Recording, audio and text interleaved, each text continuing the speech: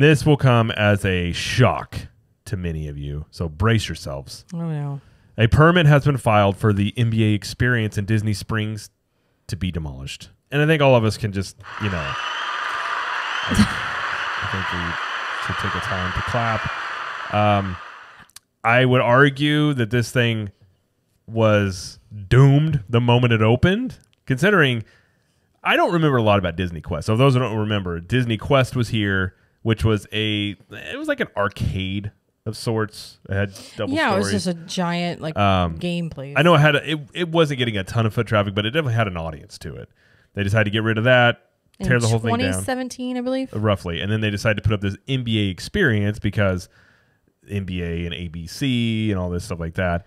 And from the get-go, which I had questions. If you go back and listen to the show, I was like, I don't think the Disney crowd is the NBA crowd necessarily. I know they're trying to get the younger audience. But we were very confused by this. And when they put it in there, I never did it. I went to go do it one time. And I remember them. I walked up. They had when you walked in there, and by the way, they had like 50 employees just standing around. Well, so this thing, by the way, this thing's been closed for what? Oh gosh, I don't even know how long. It's been closed for a long time. Right. So when it was open, they had employees. They're just dribbling basketballs outside. They're just like, so I walk in, and it was like I think it was like $27 a person to do it. And the whole idea was like you went through different, like you could shoot at one thing, and it was like different games, and you could see how you matched up against Shaq's hand or whatever it was. It was one of those things.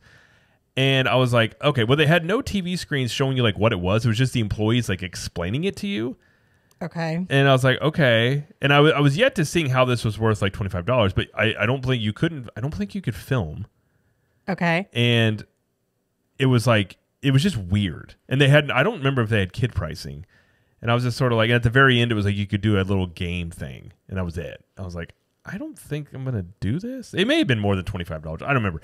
Either way, not many people did it, and it closed down, and nobody has cared about it since. Now it's been vacant it's just there. So the permit doesn't say exactly what's being demolished. It could be like sections of it. Whoever the new tenant, or if there is a new tenant going in, we don't really know to what extent. I mean, it's a big space. It's huge. So I'm curious as to what will go in there potentially. I mean, I don't know. Maybe they put in that what was going to be over the play pavilion in Epcot goes over there. Probably not. But probably not. Anyway. Either way. So, yeah, that's going down. So, okay. It shouldn't come as a shock. Literally, it's going down. I mean, I don't think anybody's going to be shocked because it's been closed for a long time anyways. So, no. Whatever. But